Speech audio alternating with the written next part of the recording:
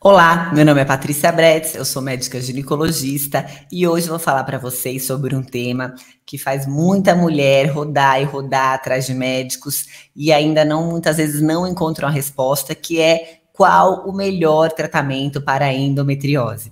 Mas antes disso, eu te convido a se inscrever no nosso canal, ativar o sininho de notificações para que você receba os inúmeros vídeos que a gente faz, procurando trazer um conteúdo de qualidade, com ética para vocês.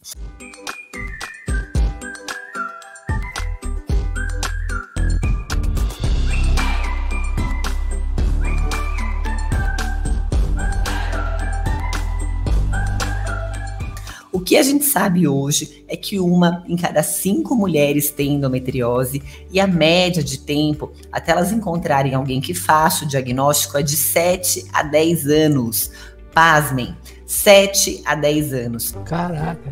E muitas também rodam, fazendo uso errôneo de alguns tratamentos e acaba contribuindo para que a doença progrida, e quando ela vai tentar um tratamento, às vezes ela já está infértil ou com acometimento severo da doença. Então são situações que não são tão incomuns de acontecer. Vocês sabem que eu fiz uma pós-graduação só sobre endometriose e no dia do meu TCC tivemos aula com pessoas do mundo inteiro, da Itália, da França. Eu comecei falando, nossa, eu imaginei que eu não soubesse tratar endometriose. E hoje, no dia do meu trabalho de conclusão de curso, eu tenho certeza de que o mundo ainda não sabe tratar dessa doença. What? Então, uma forma como eu costumo abordar muito no consultório é de que a gente deve entender o que alimenta essa doença, que é uma doença inflamatória, acomete o corpo inteiro, autoimune. É muito comum você ver as mulheres que têm endometriose ter outras doenças de fundo autoimune, como doenças reumatológicas, alteração na tireoide, colite. Não é uma ou outra não, gente, é muito mais prevalente asma, fadiga crônica, e também é uma doença hormônio dependente. Você não vê mulheres na menopausa com endometriose. É muito mais comum, então, em mulheres que estão, de fato, no período fértil.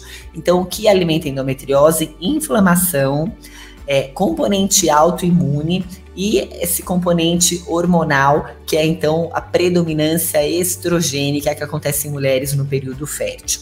Então, entendendo a base da doença, a gente consegue definir os tratamentos. O primeiro ponto que eu abordo muito em consulta médica é a questão da alimentação. Então, priorizar uma alimentação anti-inflamatória. E hoje nós entendemos que os grupos de alimentos mais inflamatórios são os alimentos que têm glúten, açúcar e o leite e derivados. Outros grupos de alimento também são a carne vermelha em excesso, até pela exposição hormonal. Então, tudo isso a gente tem que procurar ter um equilíbrio na nossa alimentação, procurar se alimentar de alimentos mais in natura, evitar, então, aquela coisa do desembrulhar muito, descascar mais, que já virou clichê, mas é o que realmente resolve na prática clínica. Outro ponto muito importante também é o controle do peso, porque a gente sabe que a gordura produz muito estrogênio, e é um estrogênio muito potente chamado estrona, certo? A prática de atividade física, ela também tem uma ação anti-inflamatória, principalmente treinos que estimulam o seu ganho de massa muscular.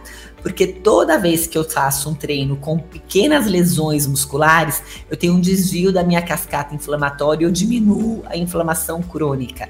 Então, a atividade física também é um ponto muito importante para o tratamento clínico da endometriose. E quando pensamos em tratamento medicamentoso, o enfoque, então, é tirar a dor dessa paciente ou tentar proteger o seu futuro reprodutivo. E eu adoraria, minha gente, que existisse uma vacina para prevenir a endometriose, mas ela ainda não existe. A gente sabe também que existe um componente genético para essa doença, tanto é, olha que dado interessante, que as filhas das mulheres que tiveram endometriose têm 6 a 10 vezes mais chance de desenvolver essa doença. Então, o primeiro ponto é analgésico, anti-inflamatório, quando necessário. E lembrar que o uso excessivo desses medicamentos também pode ser deletério, porque causa uma dessensibilização e faz com que você necessite de doses cada vez maiores de medicamento. pacientes que têm dor crônica, às vezes a gente precisa usar até linhas de antidepressivos ou medicamentos com ação mais forte, como a gabapentina, a pregabalina, para prevenir os quadros de dor. Então, se você está fazendo uso excessivo de analgésico e tem dor mesmo fora do período menstrual, isso significa que você já desenvolveu a memória da dor. É mais ou menos como aquela dor fantasma que a gente vê nos filmes de guerra, o soldado amputado que continua tendo dor. Então, já teve um estímulo central que fez com que você ativou aquelas fibras dolorosas e que você tem essa dor crônica. Então, às vezes é mais importante você partir para essa linha de tratamento preventivo do que ficar usando analgésicos e anti-inflamatórios em excesso. Então, falamos aqui sobre hábitos de vida, alimentação, atividade física e controle da dor. E quando a gente fala sobre o tratamento hormonal, visando endometriose, o ideal é que eu use medicamentos que tenham uma ação que combatam esse excesso de estrogênio. Então, que eu parta para uma linha antiestrogênica. Quais são essas linhas antiestrogênicas? Por exemplo, a pílula que tanta gente acha que trata a endometriose, não trata, porque ela não diminui o excesso do estrogênio. O que a gente sabe, então, que pode ter essa ação antiestrogênica? O principal grupo que a gente trabalha muito hoje é a gestrinona, que é um hormônio que pode ser manipulado sublingual, feito via vaginal ou na forma de implante hormonal, que teria essa ação antiestrogênica, e de sola, pela ação androgênica, pode ajudar no ganho de massa muscular, pode ajudar um pouco na libido, quando existe um componente hormonal. Outro hormônio usado na forma de implante hormonal seria então o Nestorone, que eu costumo usar nos casos mais graves de endometriose. Foi até o tema do meu trabalho de conclusão de curso da pós-graduação de longevidade saudável, que ele diminui aí em mais de 90% os quadros de dor para mulheres que têm endometriose e às vezes com resultados até superiores à cirurgia, que nós vamos falar um pouquinho mais para frente. E quando essa paciente não tem recurso ou já está muito próximo da menopausa, existe o análogo de GnRH, que é um hormônio que você pega gratuitamente na farmácia de alto custo, chamado Zoladex, mas ele não pode ser usado por um período superior a 6 meses, porque ele diminui a densidade óssea, como se ele estivesse antecipando temporariamente a sua menopausa.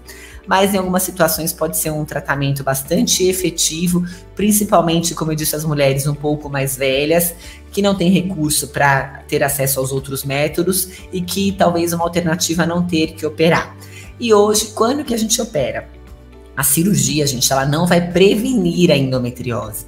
Quando nós operamos, nós tiramos os focos que são visíveis a olho nu, mas ainda existem implantes microscópicos. Então, se você não cuidar da causa da doença, você vai tratar essa mulher, vai passar 2 anos, que é a média pós-cirúrgica, e tende a voltar. Então, quando que eu indico cirurgia? Quando nenhum tratamento clínico resolveu, ou quando a mulher quer engravidar e não tem condições para um tratamento de reprodução humana, como uma fertilização in vitro, ou quando eu tenho lesão no apêndice, que é uma situação bastante precisa de cirurgia, que eu não tenho como diferenciar de um câncer de apêndice ou uma lesão no ureter pelo risco de compressão. Antigamente se falava, quando a mulher tem uma lesão muito extensa em intestino, pelo risco de oclusão intestinal, a cirurgia seria mandatória. Mas pela prática clínica a gente tem observado resultados bastante interessantes com o tratamento hormonal. Então hoje a cirurgia na minha prática diária ela é a exceção para o tratamento da endometriose. Até porque mesmo que você opere, esse bloqueio hormonal precisa ser realizado para que a doença não volte. E aí o grande desafio hoje são as mulheres que querem engravidar. Então que a gente parte então para uma linha de emagrecimento, nutracêuticos e antioxidantes que podem tentar controlar muitas vezes a dor dessa paciente, mas não se compara a um bloqueio hormonal na questão de efetividade da dor. Então falamos aqui sobre os principais tratamentos da endometriose, reforçando e muito o estilo de vida saudável. Existe uma alimentação específica para essa paciente com restrição de glúten, açúcar e leite derivados. Procurar consumir carne vermelha no máximo 2 vezes por semana, atividade física que ajudem no ganho de massa muscular pela sua ação anti-inflamatória.